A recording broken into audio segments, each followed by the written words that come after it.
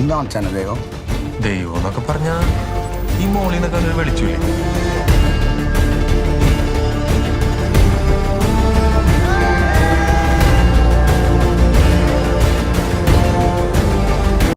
സുശീൻ ശ്യാമിന്റെ ഒരു ഇന്റർവ്യൂ ഉണ്ടായിരുന്നു. അതിലായിട്ട് പറയുന്നുണ്ട് മഞ്ഞുമൽ കുറച്ച് സീൻ മാറ്റും മലയാളം ഇൻഡസ്ട്രിയുടെ എന്ന്. മഞ്ഞുമല് കുറച്ച് സീൻ മാറ്റും മലയാളം ഇൻഡസ്ട്രിയുടെ ബിൽഡപ്പ് ചെയ്യാൻ വേണ്ടി പറയല്ല, പക്ഷെ സിനിമ മ്യൂസിക് ആണെങ്കിലും ഓഫ് കോഴ്സ് ഈ ഒരു കാര്യം ഭയങ്കരമായിട്ട് വൈറലായിട്ടുണ്ടായിരുന്നു. അപ്പോൾ തൊട്ട് മിക്ക ആളുകൾക്കും ഒരു ഹൈപ്പ് കുറച്ച് വന്നിട്ടുണ്ട് ഈ ഒരു മഞ്ഞുമൽ ബോയ്സിന്. എല്ലാവരും ഓർത്തൊരു കാര്യം, ഇൻഡസ്ട്രിയുടെ സീൻ മാറ്റുന്ന തരത്തിൽ എന്തായിരിക്കും പടത്തിലുള്ളത് എന്നാണ്.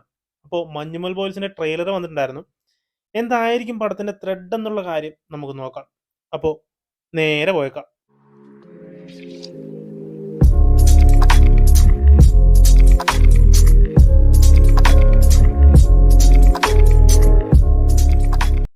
കിടിലൻ ഒരു ട്രെയിലർ, എനിക്ക് നന്നായിട്ട് ഇഷ്ടപ്പെട്ടു.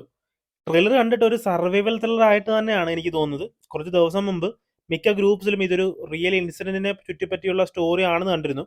കുറച്ച് ചെറുപ്പക്കാർ ഗുണ കേവിലേക്ക് ടൂർ വരുന്നതും ആ ഗുഹയിൽ അതിലെ ഒരാളെ പെട്ടുപോവുകയും അവിടെയുള്ള പോലീസും നാട്ടുകാരും കൈവിട്ട് കഴിഞ്ഞ് കൂടെയുള്ള കൂട്ടുകാർ ഒത്തുചേർന്ന് പെട്ടുപോയ സുഹൃത്തിനെ രക്ഷിക്കുന്നത് എന്നാണ് റിയൽ ഇൻസിഡന്റ് എന്ന് അറിയാൻ സാധിച്ചത്.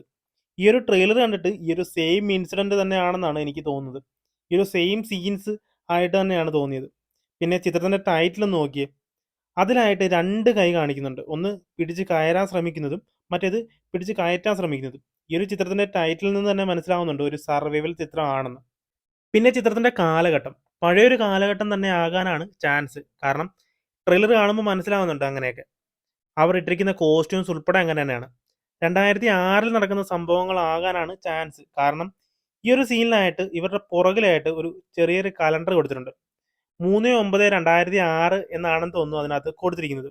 പിന്നെ റിയൽ ഇൻസിഡന്റിൽ ആയിട്ട് ഒരു മിനിസ്റ്ററുടെ മോൻ ആ ഒരു ഗുഹയിൽ പെട്ടുപോവുകയും മരിച്ച് ഇതായും പറയുന്നുണ്ട്.